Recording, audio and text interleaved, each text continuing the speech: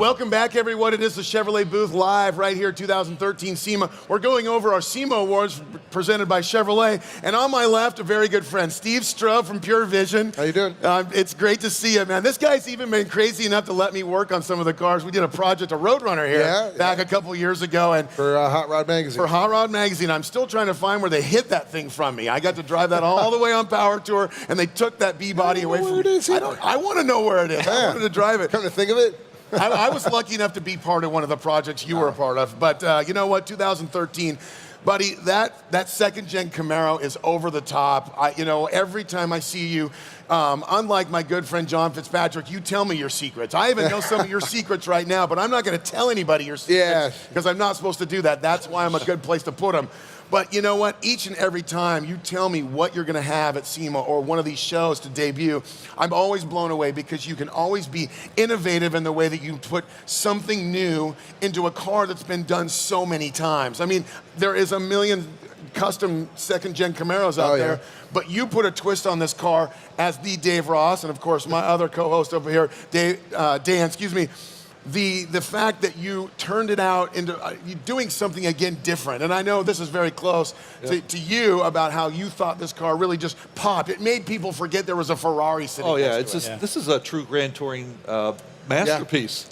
That was the goal too, a GT. Yeah, the level of this car is just as welcome on the Autobahn as it is on any American road here, and it stands tall next to the Ferrari right next to it, and actually over top of that one, I would say. And even a little shorter. And a little shorter, right? Well, with over 1,200 horsepower, I'm sure they could probably out-accelerate that Ferrari as well. Yeah, probably keep with its own, I'm sure. Do pretty well. I know, you and I have had a lot of personal talks about what goes into what you do at your shop, because it's a very close-knit bunch of guys. But you are just one of these guys I know that you sleep even less than I do. We're both clinically diagnosed insomniacs. We wake up in the middle of the night and start scribbling things. I do. Yes, I do. Where was your vision on this car? Where did it come from? Because you can tell these secrets now. I know the secrets about a few of the next ones, but now you can pull the curtain back on where the secrets or ideas came from. Well, on the Lalo's TT Camaro, when the car was brought to us, it was kind of clean slate. He had suspension parts attached to it, and pretty much he wanted to do a twin turbo motor. He had a motor in there, but he had decided early off it wasn't the motor for him. And he started discussing with me, working with Tom Nelson at Nelson Racing Engines. And once I started looking at the way Tom laid out the motor, and I approached the Camaro in a different way. I grew up near Watkins Glen Raceway in upstate New York, so I was around as much European road racing hardware as I was muscle cars and hot rods, etc.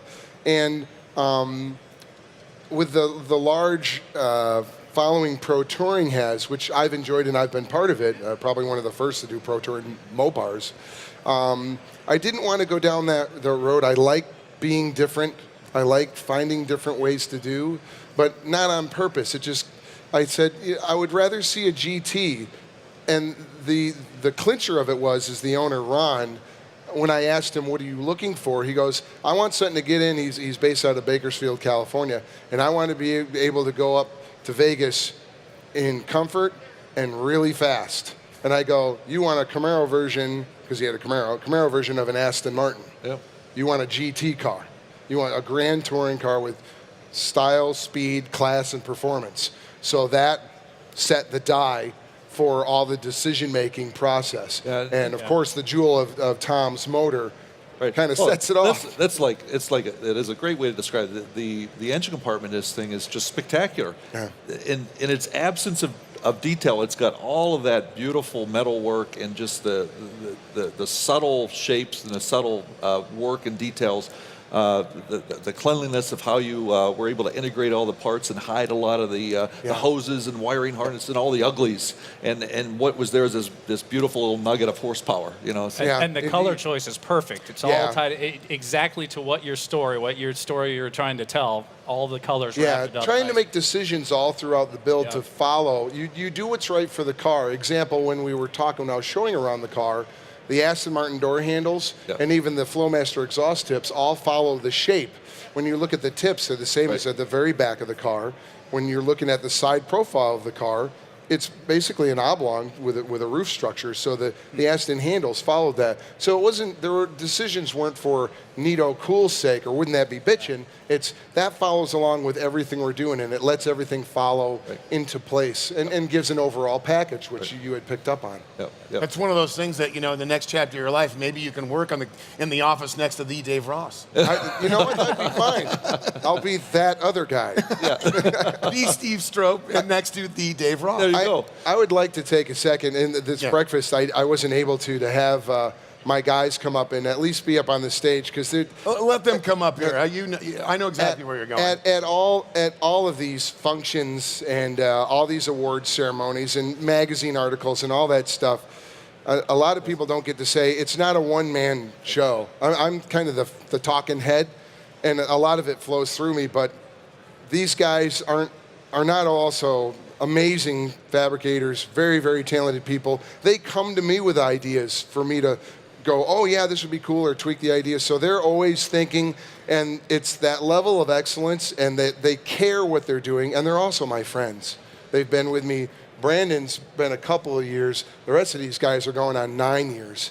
So I have a very tight family of guys, and that's why cars like the TT Camaro get to this level. It's because I have an amazing support team. I have amazing people around me. And any of you listening, if you could, please. Yes, please, give them a round of applause. For my guys, I'd Name them appreciate off it. really quick, Steve, just so you know. There's Brandon Smith. There's Peter Harksel III.